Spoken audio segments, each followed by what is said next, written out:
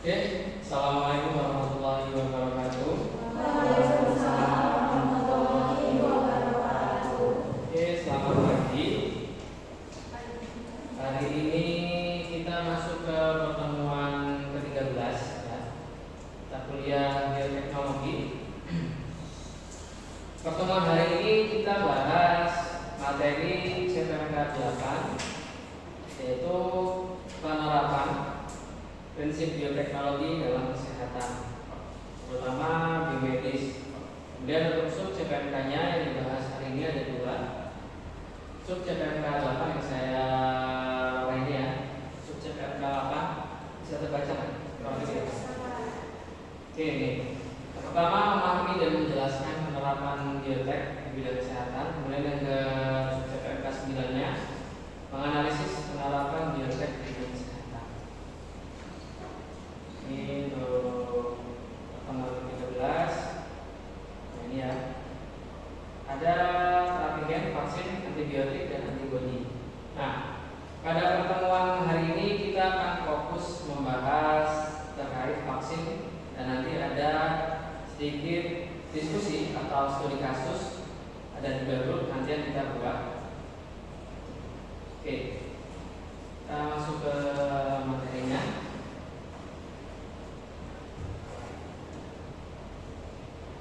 Ini belajar kesehatan. Yang tadi cek angkanya. Cek angkanya 2, memahami, menjelaskan. Yang kedua, analisis penerapan. Apa saja yang kita bahas? Itu ada 4. Yang pertama kaitannya tentang vaksin, apa itu vaksin, kemudian tipe vaksin, kemudian nanti ada studi kasus, dan juga kesimpulan dari hasil nanti kalian diskusikan. Nah, oke, yang pertama, apa itu vaksin? Karena sebelumnya pernah ada wabah yang besar. Apa wabah yang dulu terjadi? Yang COVID-19. Ya, COVID-19. Nah, kaitannya dengan vaksin. Kalian di sini sudah divaksin semua? Sudah. Atau ada yang enggak divaksin? Kemarin COVID. Vaksin ya? Berapa kali? 2 kali. Ada yang 3 kali? 3 kali. Para 3 kali. Oh iya, bagus, 3 kali. Nah, kira-kira kan kalian divaksin ya. Kalian tahu nggak apa sih sebenarnya vaksin itu? Yang kalian ketahui sejauh ini apa itu vaksin? Apa? Vaksin. Kan kalian sering dengar kita vaksin dulu. Apa vaksin?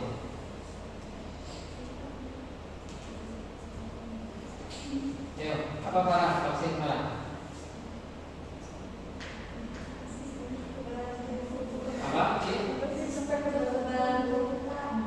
kekebalan tubuh. Oke. Apa Farah? Apa?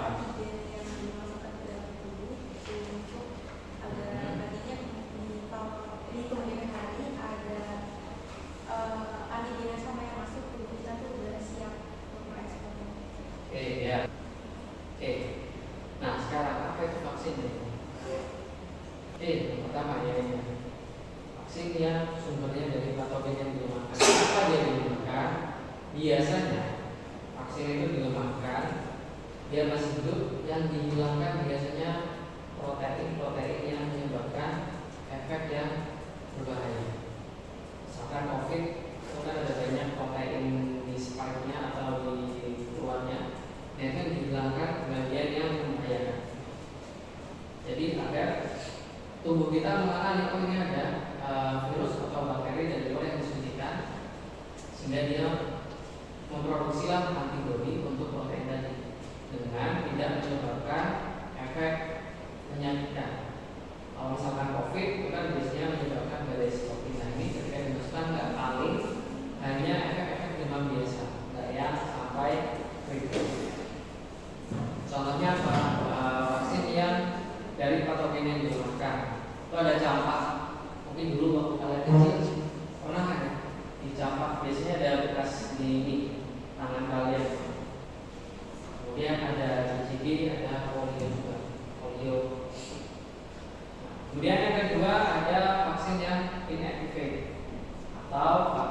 vaksin yang dimatikan. Kalau yang tadi dia dilemahkan, kalau yang ini dia dimatikan. Kenapa dimatikan? Berarti diambil agar tidak menimbulkan efek yang berbahaya, tapi tetap bisa memberikan rangsangan pembentukan antibodi. Kemudian yang ketiga, ada vaksin yang berasal dari subunit atau protein bagian dari si mikroba. Entah dari virus, entah dari bakteri, atau dari jamur. Contohnya apa vaksinnya? Vaksin dari pembuatannya, alur pembuatan. Nah, ini ada 6 tahapan. Jadi pembuatan vaksin itu, kalau mungkin pada kasusnya COVID kemarin itu cukup cepat pembuatan vaksinnya. Kalau biasanya vaksin-vaksin yang lama itu bisa bertahun-tahun. Yang pertama jelas untuk mengidentifikasi antigennya. Jadi perlu diisolasi mikrobanya, entah itu bakteri ataupun virusnya. Lalu dilihat struktur DNA-nya atau RNA-nya. Bagian mana yang mungkin menyebabkan virulensi atau efek patogen.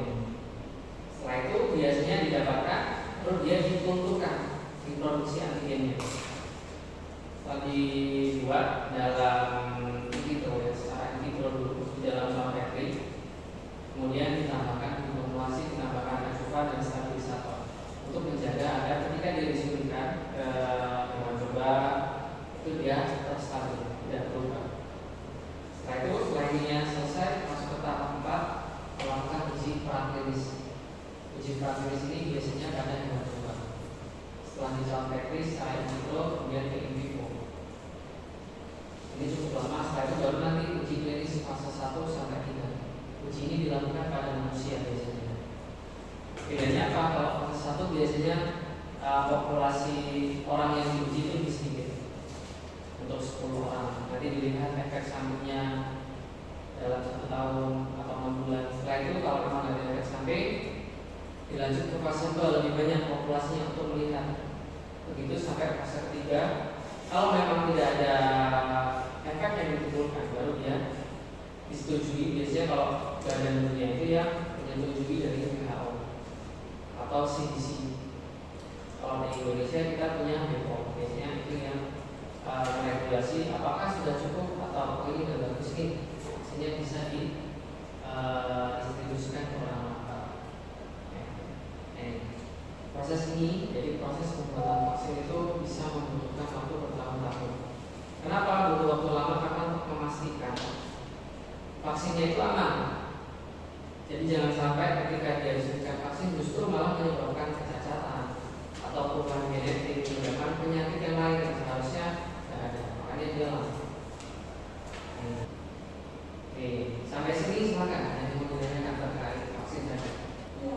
Kenapa ya Pak? Karena kita udah divaksin ya.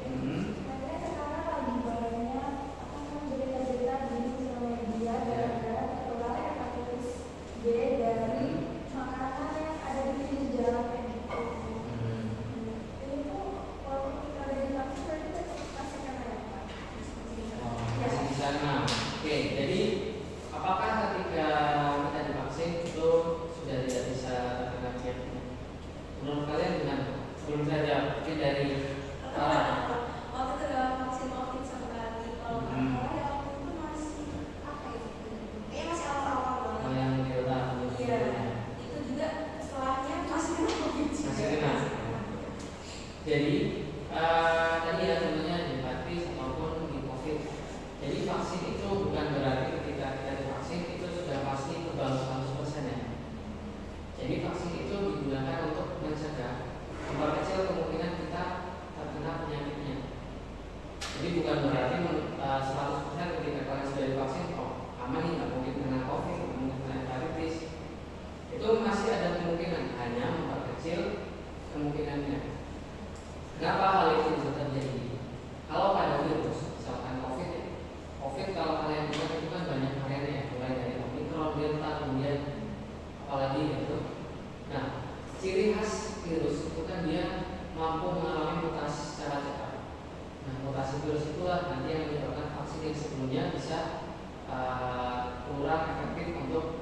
ada si COVID. Begitupun hepatitis juga sama. Hepatitis juga kan dia virus. Nah itu bisa juga karena ada mutasi dari si virus hepatitis itu, maka bisa jadi orang yang sudah divaksin tetap terkena hepatitis. Jadi ada kemungkinan. Makanya kita tetap harus hati-hati meskipun sudah divaksin, tetap hati-hati kasusnya. Oke, jadi ada 3 kelompok. Jadi yang kelompok pertama ada sebagai supervisor, terutama sebagai supervisor. Oke, ada Farah, ada Meli dan Dila. Oke, nanti duduk sesuai kelompoknya. Kemudian yang kedua ada kelompok mahasiswa. Ada Salsa, Melda sama Aulia. Kemudian ada satu lagi kelompok mahasiswa di ada Eva dan Cici. Nah, apa tugasnya yang perlu kalian diskusikan? Nah, ini ada suatu kasus ya. Jadi mahasiswa A, ini ya, mahasiswa A ya, tadi yang kelompok mahasiswa A, itu dia sedang mengembangkan, ini boleh difoto nanti kalian untuk kelompoknya, mengembangkan virus untuk vaksin cacar. Nah, ini ya, ini virus vaksinnya. Nah, target dari vaksinnya itu kan protein turunan sebanyak 2,3. Nah, ini yang dipercaya membantu menjaga sel inang tidak mati sebelum dapat verifikasi. Jadi agar dia tidak mati sebelum verifikasi. Nah, si proteinnya ini dia itu mau disisipkan atau direkombinan, digabung ke dalam wadah vektor itu menggunakan virus myxoma. Nah, kalau ini cacar itu kan dia menyerang manusia, sedangkan myxoma ini dia letal untuk kelinci. Maksudnya apa? Dia itu menyebabkan kematian hanya pada kelinci. Nah, dan juga dia masih berperangkat dengan monkeypox atau virus pada manusia.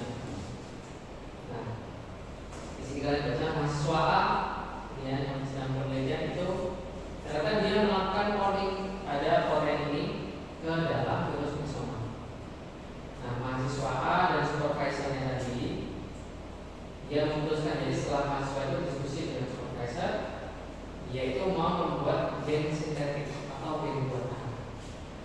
Nah, yang mirip dengan si BR203 ini. Nah, dilakukanlah pemisahan dari BR203 yang mengandung sekuen virus myxoma di ujung 5 dan ujung 3-nya itu ada sekuensi dari virus myxoma.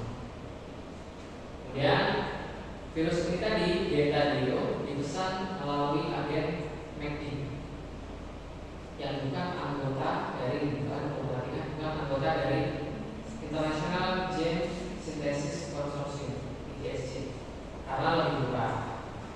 Dia biasanya bukan di konsorsium karena lebih murah. Dan gennya itu datang, dilakukanlah pengklonan atau direkombinan ke dalam virus myxoma. Dilakukan gen datang, dilakukan pengklonan, kemudian klonnya itu disimpan di kulkas oleh suhu derajat. Setelah itu mahasiswa lulus.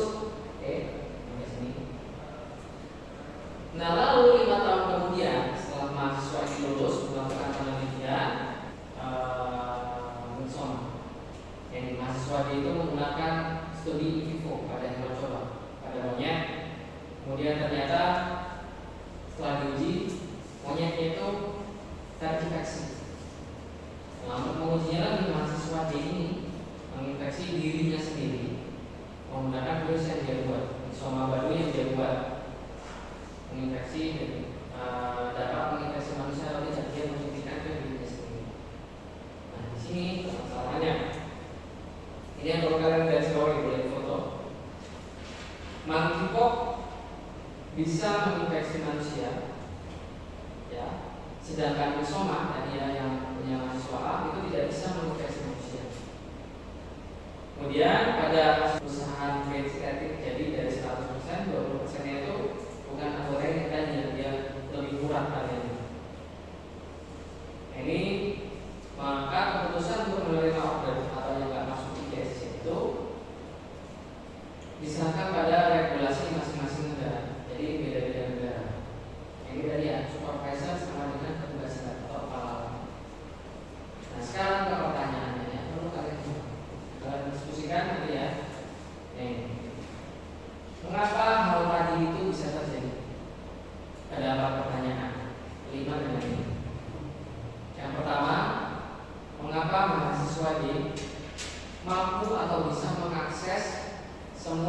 memfasilitasi.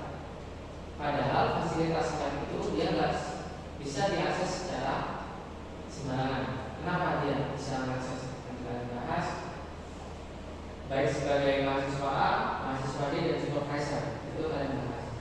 Kemudian mengapa mahasiswa D dapat mengakses data penelitian mahasiswa A?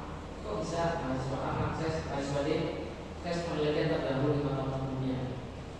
Kemudian resiko apa yang dapat ditimbulkan dari percobaan mahasiswa D? Tadi ya, mahasiswa D yang bikin kasus. Kemudian yang terakhir, apakah semua kesalahannya itu dari mahasiswa D tadi? Jadi kalian jawab, kalian diskusikan. Saya kasih waktu 5 menit, cukup ya 5 menit. Oke, sudah 7 menit. Oke, jadi udah kalian diskusikan antara mahasiswa A dan mahasiswa D dan supervisor. Masing-masing menyampaikan hasil diskusinya.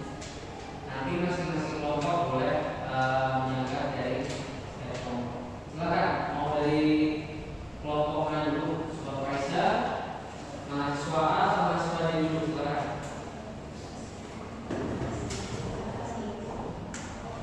Dari siapa dulu? Mahasiswa D. Mahasiswa D.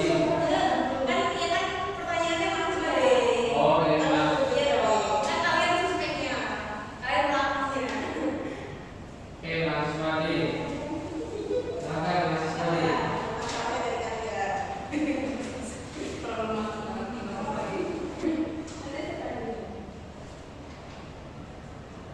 Ini boleh menghadap ke belakang biar kalian diskusi ini apa ya, terus mejanya di kursinya apa. Ayo coba sama Cici ya. Gimana dari mahasiswa D siap atau belum?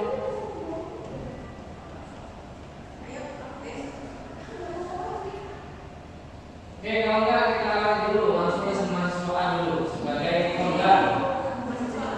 Ya, mahasiswa A karena sebagai korban boleh.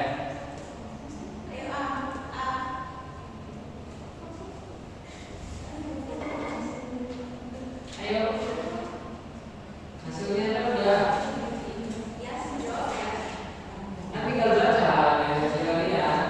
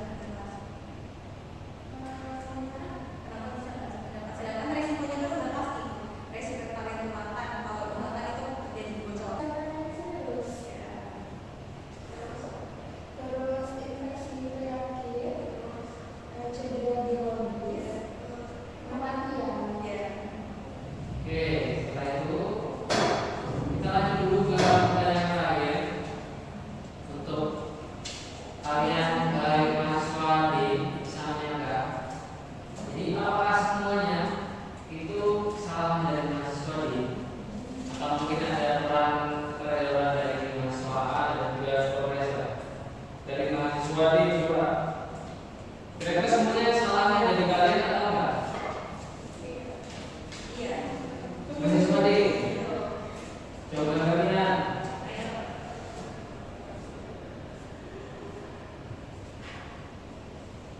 apa?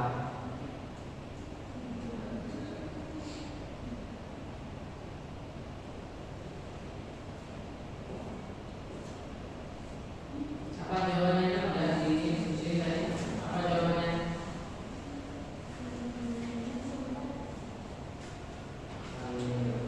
Dari supervisor mahasiswa A dulu jawabannya. Mahasiswa A, kira-kira apa semuanya kesalahan mahasiswa D? Tidak, karena mahasiswa D bersalah menyalahgunakan data, tapi mahasiswa A juga kurang menjaga keamanan data dan sampel. Supervisor serta laboratorium juga bertanggung jawab karena mengawasi. Itu berarti kesalahannya kan semuanya di mahasiswa D. Iya. Dari supervisor Tanggung jawab terbesarnya itu tetap ada pada mahasiswa D, karena si mahasiswa D ini sengaja melakukan penelitian di luar izin, terus kayak mengambil data sama bahan tanpa persetujuan serta mengabaikan prosedur biosafety dan biosecurity yang ada. Oke, dari mahasiswa D apa jawaban kalian? Jadi apa selama ini mahasiswa D enggak ada tanggung jawab tidak mau. Siapa yang menjawab pertanyaan?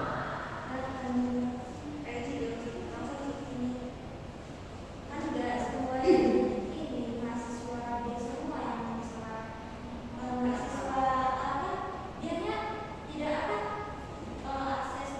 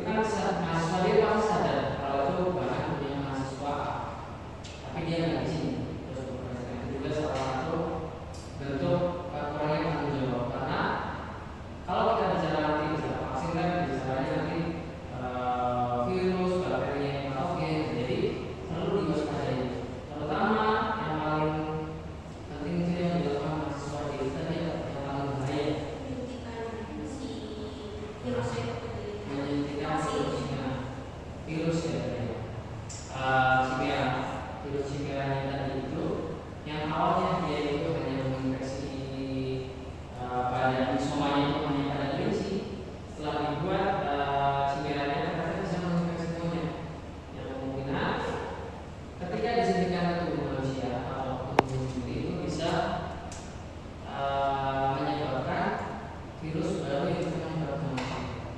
Jadi penting diperhatikan ketika nanti kalian membuat vaksin itu tadi balik ke rekomendasinya tadi ya. Kalau ada teman-teman baca, jadi balik ke sini tadi prosesnya.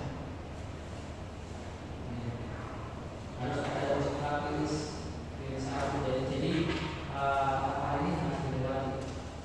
Jangan tidak sekedar ketika buat suatu obat vaksin karena kita nggak pernah tahu tubuh manusia itu akan menjadi seperti apa. Bisa saja kan virusnya itu tidak terkontrol, ya. Oke, sampai sini setelah kita diskusi kalian, nah ini untuk kesimpulannya. Jadi tadi ya vaksin dari awal, vaksin itu merupakan salah satu penerapan bioteknologi terapi di bidang kesehatan. Tadi pemanfaatannya untuk menyembuhkan penyakit-penyakit yang disebabkan oleh virus maupun bakteri. Terus jenis-jenisnya tadi ada baca jenis vaksin ada 6. Ada baca dari jenisnya.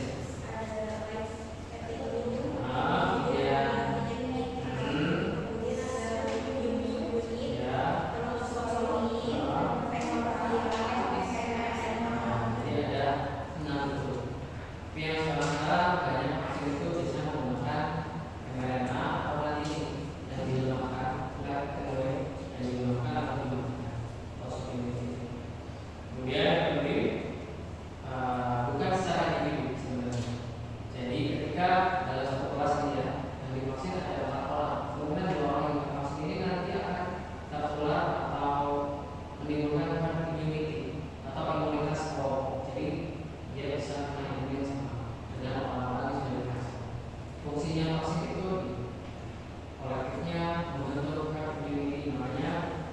Ketika COVID dulu itu nggak semuanya warga di desa kalian itu pasti semuanya divaksinasi, ada orang tua atau yang mau vaksin, tapi itu masih tetap aman. Oke, ada yang menanyakan? Cukup. Oke, jadi untuk pertemuan selanjutnya kita akan bahas kembali terkait dengan kesehatan, tapi kaitannya dengan diagnostik molekuler atau alat diagnostik secara molekuler, contohnya PCR dan lain-lain. Oke.